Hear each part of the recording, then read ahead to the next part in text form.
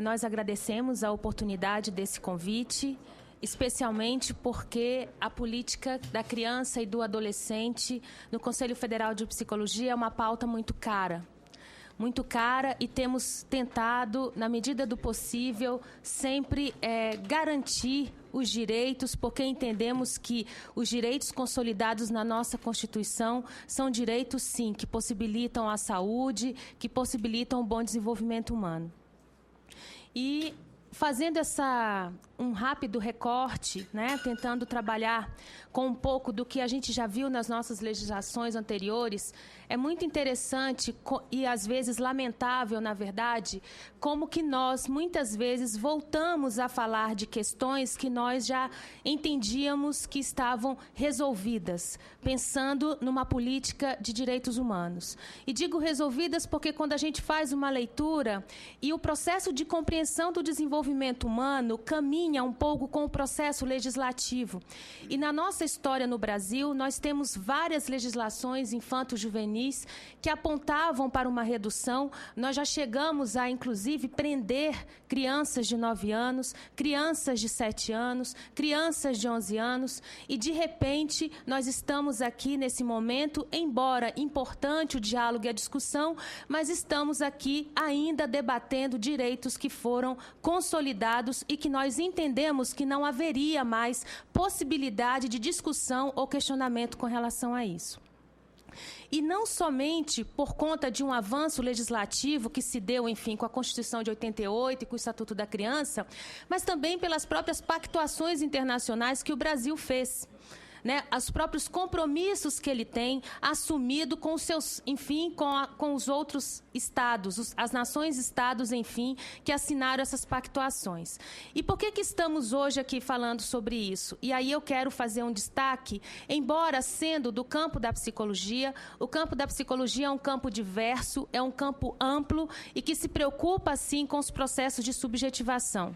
E esses processos de subjetivação, eles estão presentes na cultura, eles estão presentes nas estruturas burocráticas que nós temos.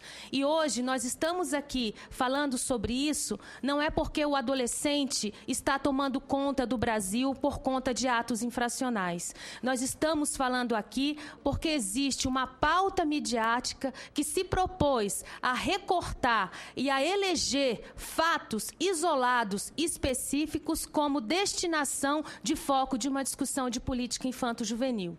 E quando paixões entram em cena, há um grande risco de que violações aconteçam.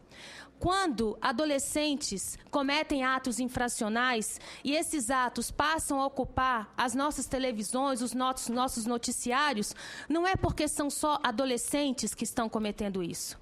É porque existe uma eleição e nesse país nós sabemos que há, sim, um recorte, talvez 10 empresas hoje que tomem conta do nosso país, do poder de informação. Então, estamos aqui discutindo porque nos preocupamos? Sim, mas deveríamos estar discutindo os direitos da criança e do adolescente que não foram consolidados e não apenas lembrando do artigo 112 do Estatuto da Criança e do Adolescente.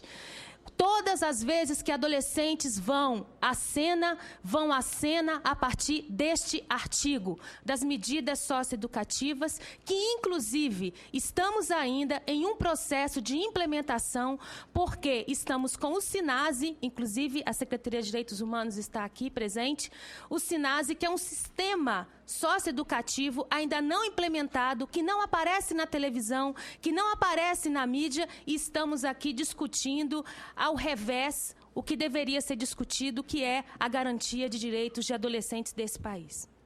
Então, nós estamos aqui preocupados com as informações que estão saindo a respeito de um problema que nós entendemos que não é real. O problema real não é a quantidade de crimes hediondos que acontecem nesse país. O problema real eles acontecem porque existem outras forças, outras questões, outras violações que se dão na esfera desse país.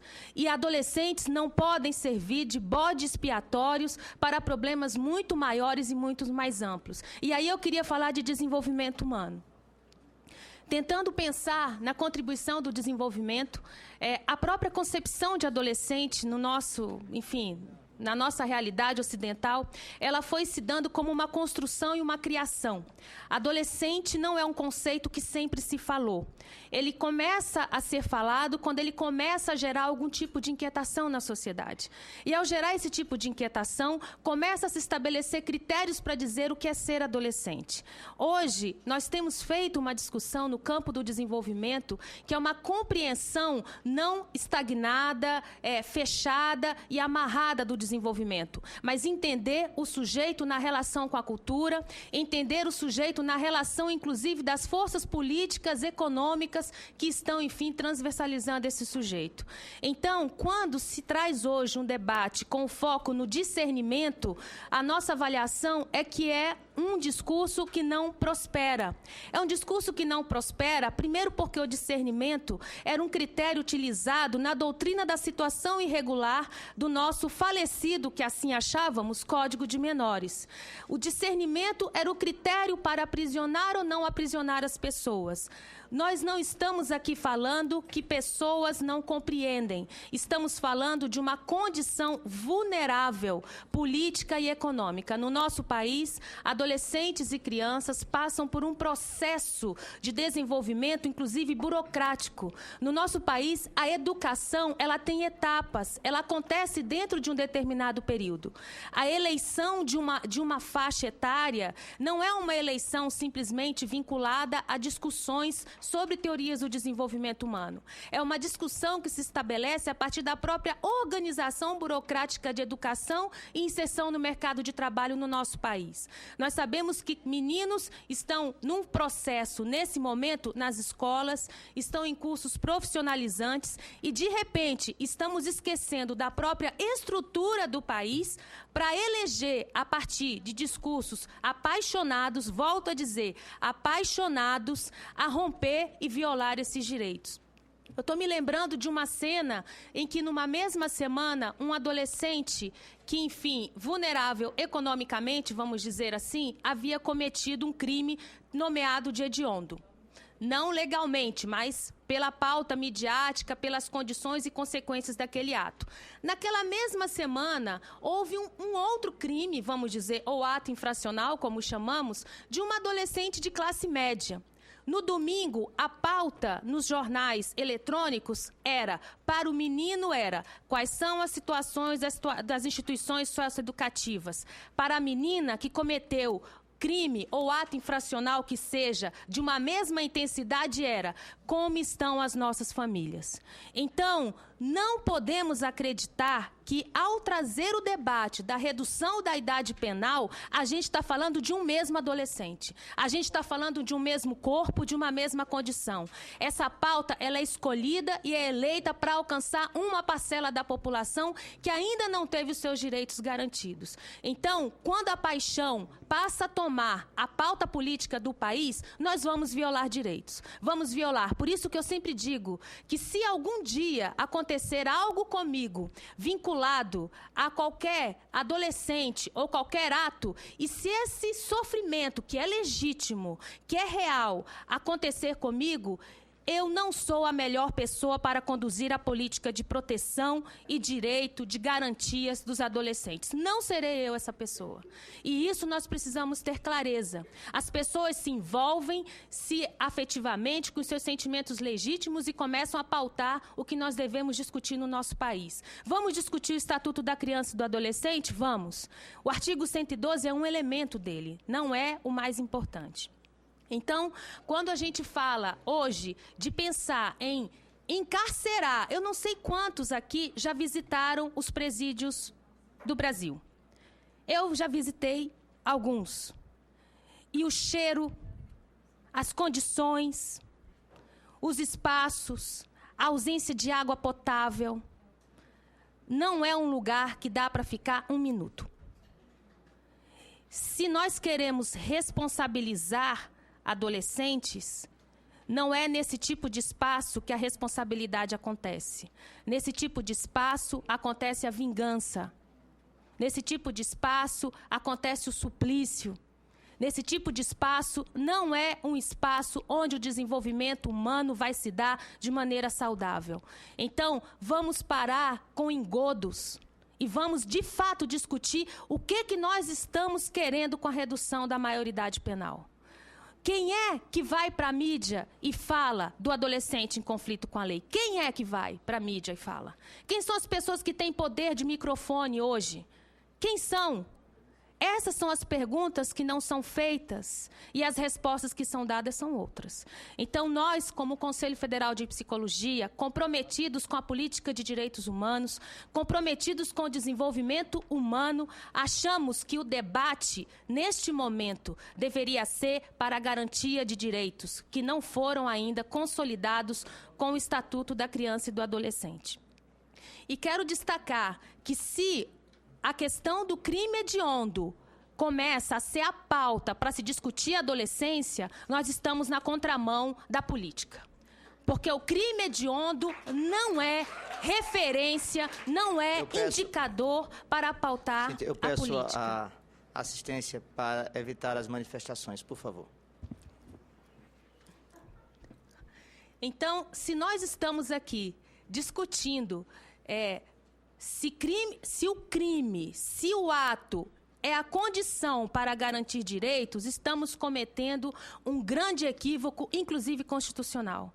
Porque no artigo 227 da nossa Constituição, que nós temos muita honra, os movimentos sociais lutaram, brigaram por isso. Nós temos muita honra de afirmar que crianças e adolescentes são prioridades. A prioridade não pode ser o crime. A prioridade não pode ser o risco. Até porque nós sabemos o quanto que as empresas de seguro faturam com as informações que são passadas na televisão todos os dias com relação aos adolescentes. Nós sabemos que a mídia muitas vezes quer o nosso medo e ela elege de tempos em tempo de quem que a gente tem que ter medo.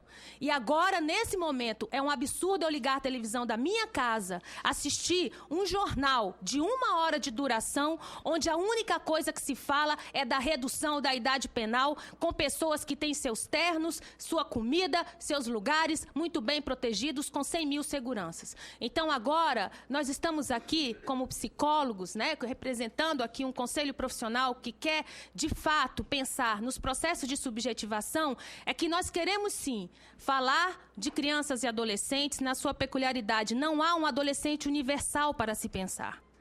Nós estamos falando de adolescentes que se desenvolvem numa cultura, num país. E se hoje também o argumento de que esse adolescente está solto, está fazendo coisas e que o adulto está responsabilizando esse adolescente, a pergunta também é outra. Por que esse adolescente está só? Por que ele está à mercê desse adulto? Essa é a pergunta. E não por que ele vai até o adulto. Ele está só por quê? Por que esse adulto acessou esse menino? Essas são as perguntas que nós devemos fazer. Mas as nossas perguntas têm sido outras. E essas outras perguntas levam um grande risco de nós começarmos a encarcerar. E a outra questão vou já concluindo, e a outra questão é que onde estão os dados que apontam que encarceramento nesse país reduz violência? Eu estou em busca desses dados, não consegui localizar esses dados. O que nós temos visto é um aumento de penitenciárias superlotadas e a violência se intensificando. Porque na televisão, que é o nosso caminho mesmo, isso não é uma demonização, não. Nós estamos falando que hoje vivemos num mundo extremamente de comunicação. E as comunicações, elas precisam ser democratizadas. Elas precisam ser faladas e colocadas. Então, nós, concluindo, estamos aqui como Conselho Federal de Psicologia para defender direitos, defender adolescentes e, principalmente, aqueles que não têm voz e nem espaço para poder falar de si. E por isso estamos aqui. E, enfim, por um marco regulatório da comunicação, sim, porque queremos que a comunicação seja democratizada para acabar com esse medo absurdo que é passado e que, de fato, não é real no nosso país. Obrigada. Eram essas as palavras.